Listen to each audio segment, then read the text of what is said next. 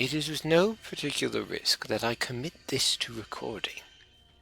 I feel like the man in the wall is something that a lot of people have kind of want to speculate about. So there have been various theories about him, but all of them kind of, at least the ones I've seen, have been, let me get myself a little more presentable.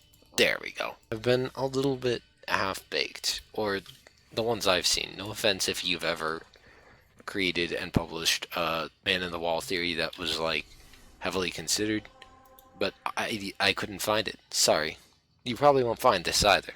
If you are currently listening, I have been trapped for the man in the wall. What is he? Well, some people theorize he's their father. Some people have theorized he's just the Void incarnate. I don't think the Void does that. We saw what it did to Captain 4. And that's nothing like what it's been doing with us. It manifests itself very physically, very clearly, as a duplicate of our operator. Just slightly distorted. It doesn't corrupt us, drive us to pursue Janus keys or monologue. It just kind of shows up and watches us. And here's another interesting detail that I don't think many people experienced, because it's locked behind a decision that few people would have made. And that was, oops, my elbow, ow, my elbow, ow, I'm dying, I'm dead, I died. Rest in peace, Quantum Blur. He died. I'm back. I'm trying to remember where I was. Oh, right. Nope, sorry, still not getting it. Where did my train of thought go? Apparently I was channeling it into my elbow. Man in the wall. Man in the wall. Discussion of how he's appeared. Discussion of how I don't think he's the Void incarnate. Disclaimer about if you've made a good theory.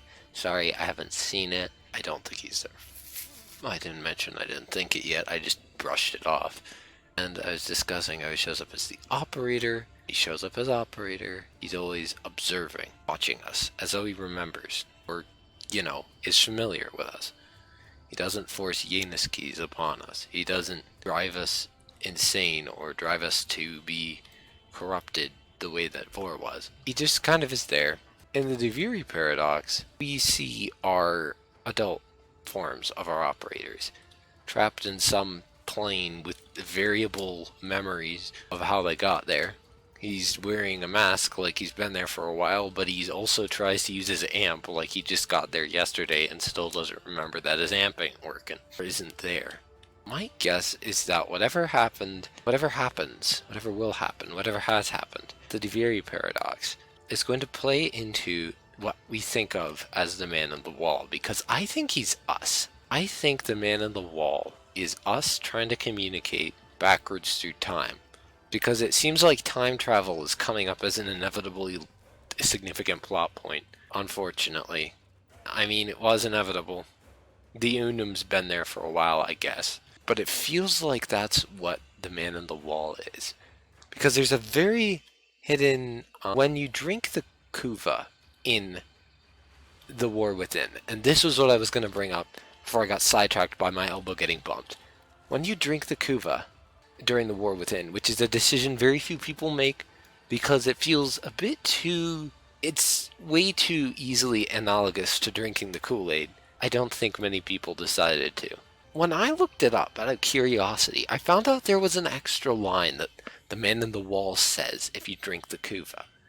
And for me, I didn't. And all I got was him popping into my head going, "Hey kiddo," and then leaving. Dax puts his arm on your shoulder, whatever. When I watched a playthrough of someone drinking the Kuva, I'm gonna see if I can find this a second. Mute desktop audio, ads will abound. He says a little extra something.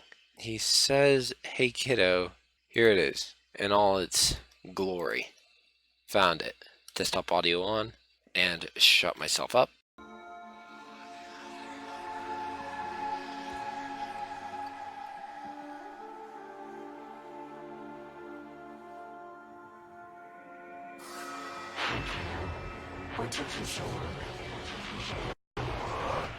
So he says that, "Hey kiddo, What took you so long? And that was from a recording, that was from a playthrough with a female operator, so it's got a little female ring to it, which is also interesting.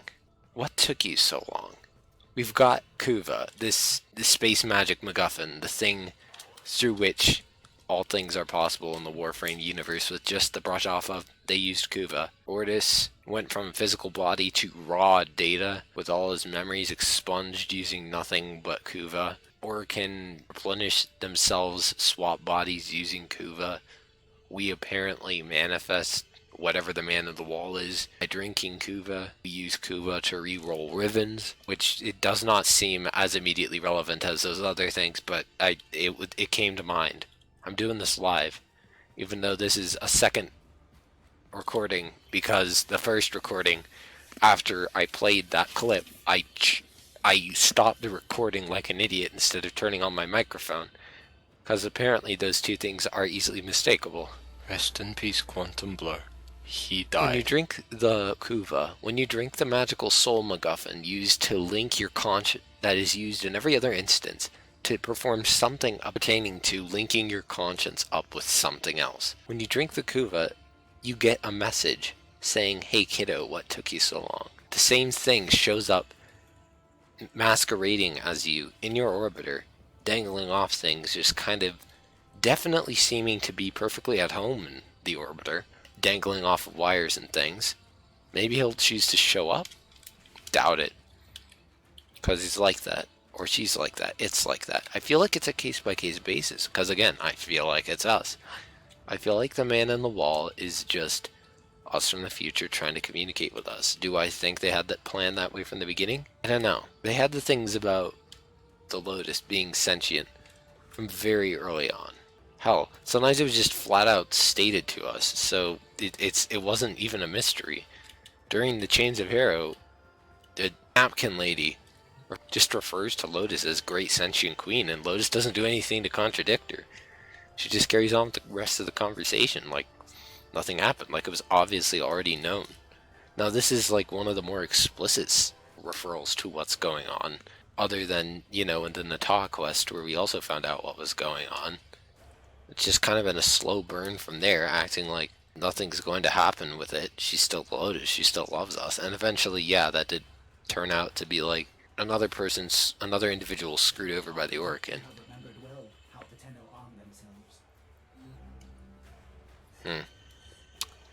Need to fix my Cephalon. He keeps letting future versions of me into the orbiter. If we're struggling to communicate with our past selves, then we're going to start trying to send messages. So we're going to desperately do everything in our power to try to get through. And if we don't have a Warframe, we don't have any kind of void key, we don't have anything, trapped on an ethereal plane between worlds, and all we could do was momentarily interact with our past, vaguely remember how events had transpired since we ended up there, I think we would try to use the fact that there are temporal anomalies to our advantage. I mean, we're 10 half-baked.